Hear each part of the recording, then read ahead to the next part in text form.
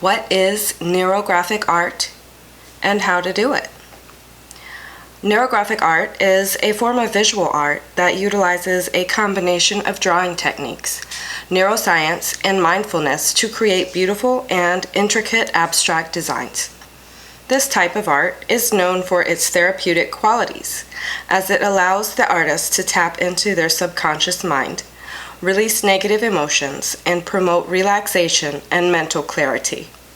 Neurographic art is an art form that was designed in 2014 by a Russian psychologist named Pavel Piskarov.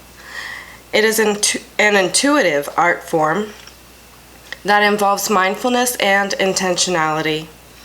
We have over 100 billion neurons that transmit information from the brain to the rest of the body.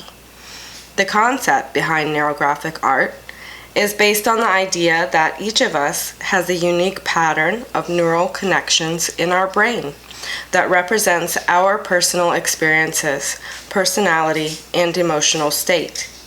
By translating these patterns into visual form through drawing, we can explore our inner world and gain insight into our thoughts and feelings.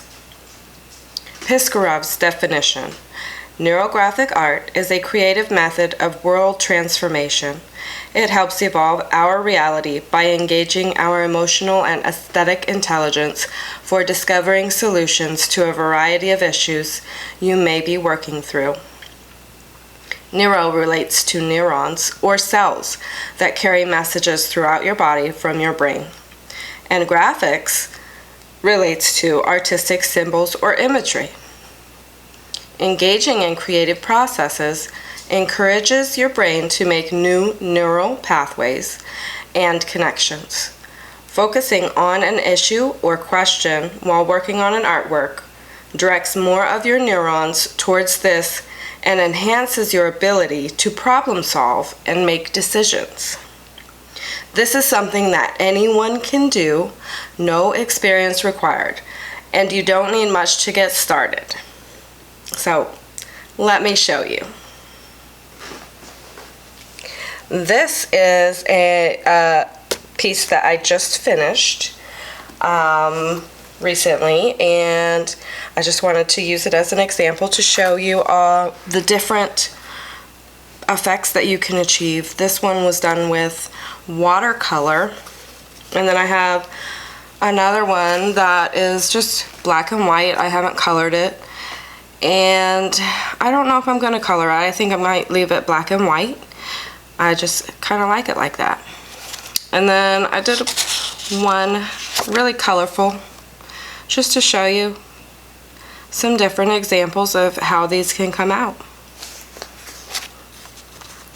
So let's get started, and I will show you how to make your own.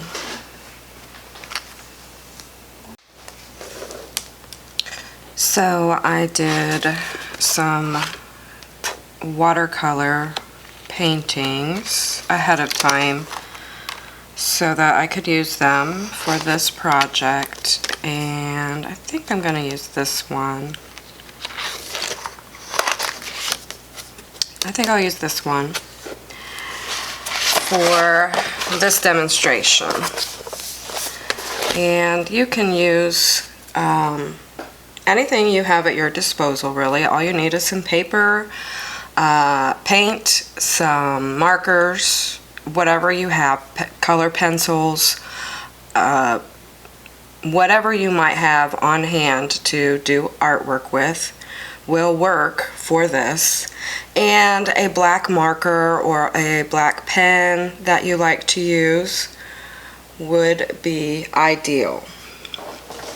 For this, I'm going to use my Staedtler double-ended markers, and I'm just going to grab a blackout for this first part.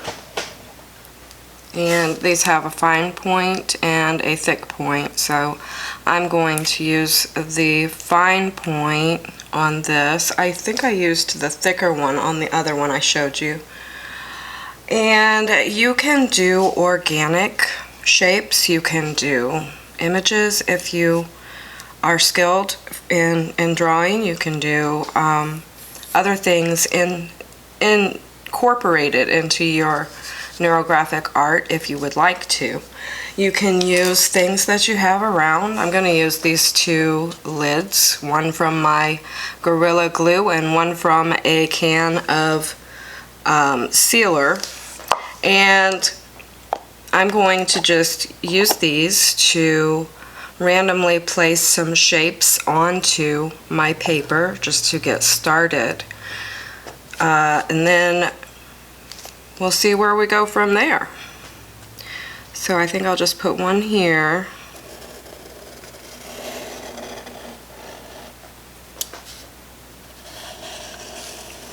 I messed up a little bit, you can see there, but you know, it's okay. We'll cover it up. And maybe I'll do another one here.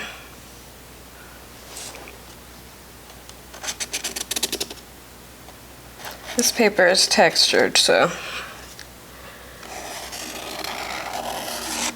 Oops, did it again, y'all. Okay, that is totally fine. We can cover it up. And then I'm going to use this one and maybe do one inside of a circle. Or maybe offset them. I'll do maybe an offset one.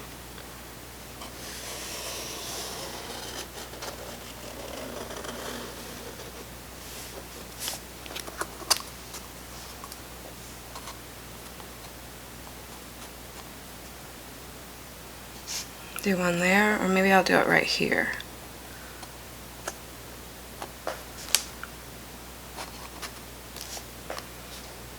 These are just going to be random. You can do it however you feel most comfortable with. And that's the idea of neurographic art. We're just intuitively putting things down on paper and turning them into an art piece. So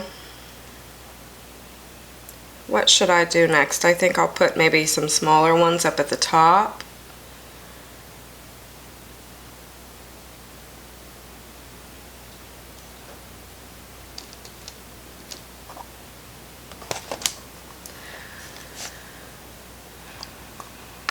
Yeah, I'll put here.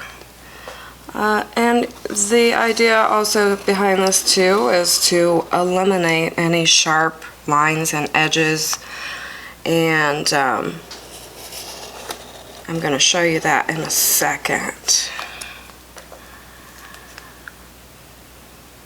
Should I put one right here?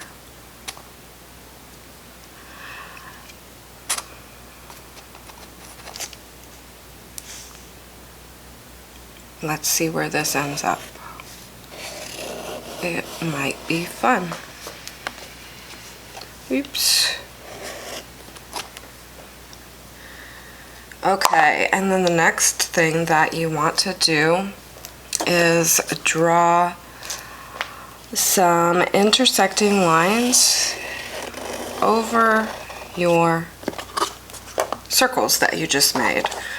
You can do this either way. You can do the lines first too if you want to. If you feel more inclined to that, you can do straight lines, you can do wavy lines, you can do never-ending lines that just go around the whole page and then end up wherever, off the edge, maybe. So it's up to you how this all comes out. I'm going to start at this edge over here, and I'm just going to do a wavy line like that, and then everywhere that it intersects you want to just round those areas out, because you want to have all of the sharp edges softened. Now I'm going to do some more lines first because I want to have a little bit more in here going in and out. I got that way. I think I want to do one coming from here too. this is all just however you feel inclined to draw these. Then once you do that, you just want to go into each cross. You see how that's crossing and it's making a point. You just want to soften that up and color it in here at every one of those little crosses. And you see how we are changing the shape of that. And then you just fill it in however thick or thin you want to. Down these lines here that cross. And see, I accidentally popped up right there, so I'm going to go ahead and fill this in right here. And we can just fill this in too. This will be completely eliminated. And this has a little point still right here, so I'm just going to fill that. We just want to take that point off there and smooth that out.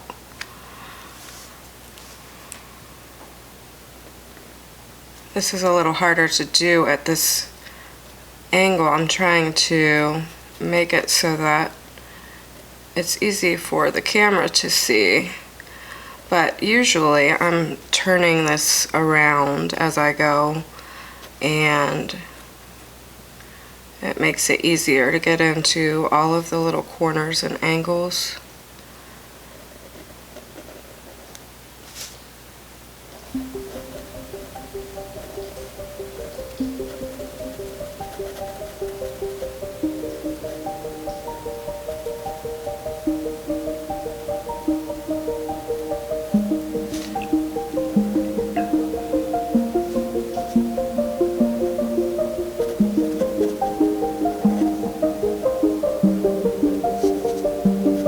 Just keep filling this in, and you see how that's looking completely different now.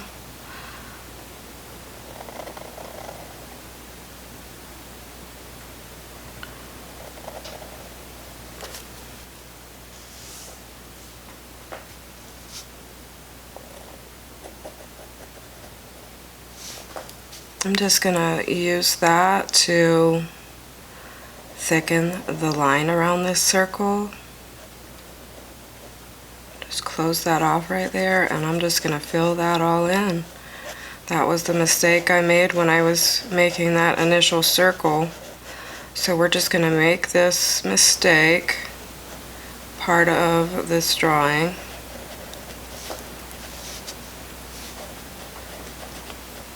And as you're drawing, focus on the physical sensations in your body and the emotions that arise. Try to stay present in the moment and let your thoughts flow freely without judgment.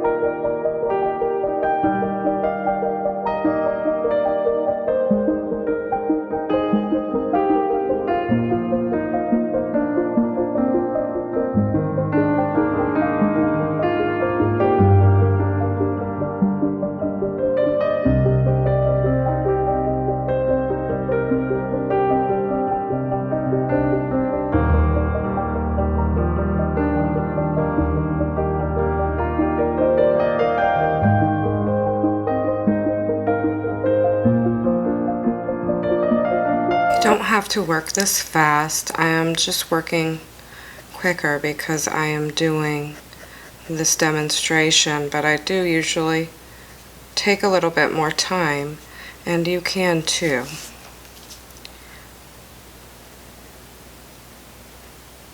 You just want to keep going through the pattern that you drew and taking out all of those pointed areas and rounding them up.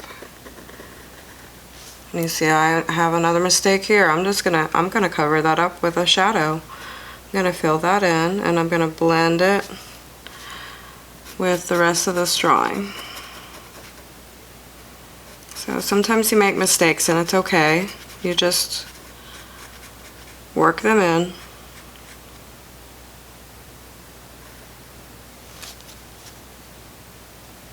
You see that point. I'm just going to go ahead and fill that in completely right there. That circle just went right over it and made it a perfect spot for it. And see, now we made a point right here. We're going to take that point out too. We don't want any points in the drawing.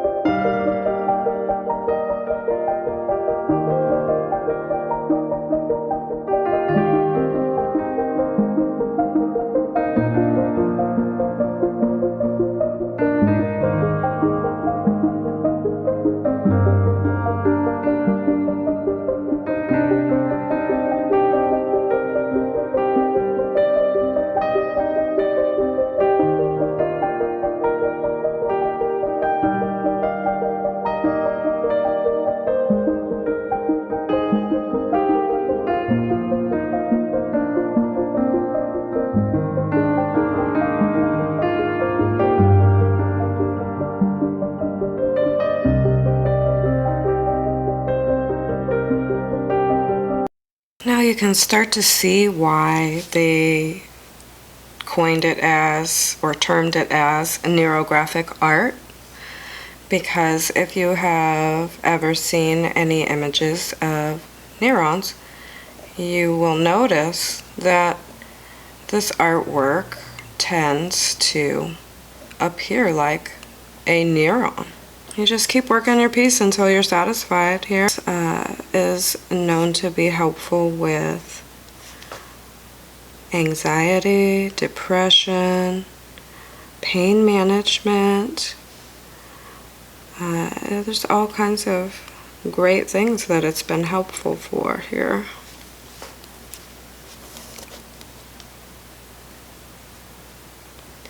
For people, maybe even with attention disorders, it might be helpful for concentration and increasing that mind-body connection with them too.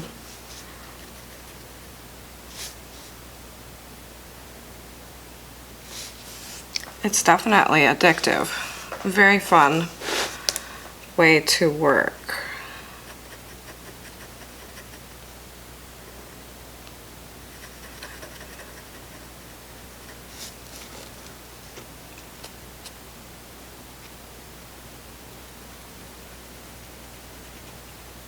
That was one of those mistakes I made earlier. I'm just going to fix that mistake. It's okay to make mistakes sometimes. We can still make that look nice. And you won't even notice it once the whole piece of artwork is finished and you're looking at the whole thing. You won't even notice that mistake. It's just a tiny little piece in the whole picture.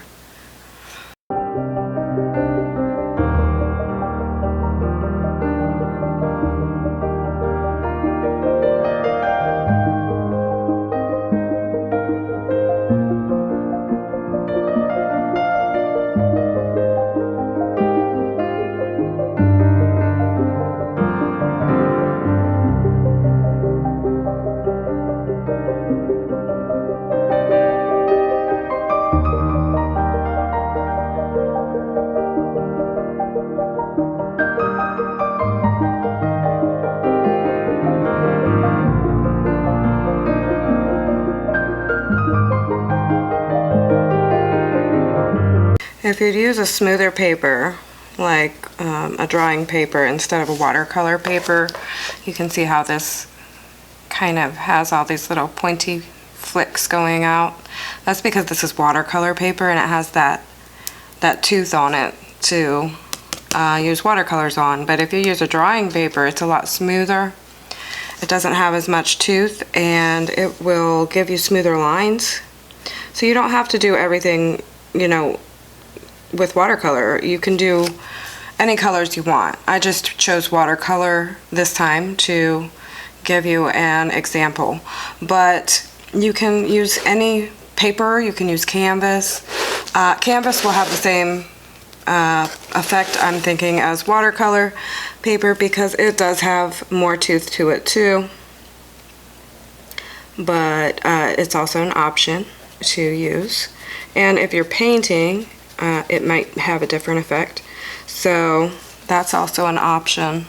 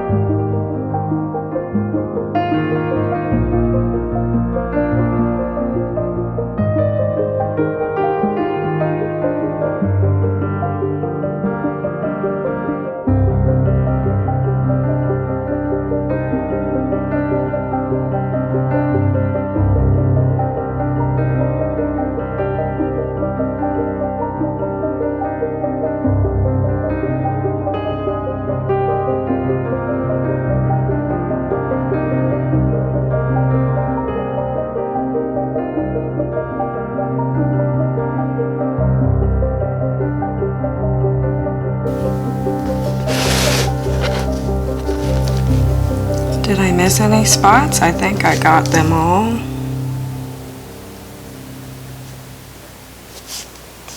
But that's typically the idea behind neurographic art.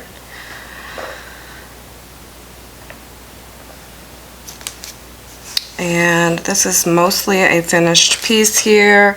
I'm going to go through and do a few more touch-ups here. But I did it pretty quickly just to show you an example of some neurographic art. And you know, neurographic art is a unique way to tap into your inner creativity, promote mindfulness, and explore your subconscious mind. Whether you're an experienced artist or a beginner, this form of art can be a powerful tool for self-reflection and personal growth. I hope that you enjoyed this demonstration today, and maybe you even did some along with me. That would be really nice too. And let me know in the comments if you did. And I will see you on the next video.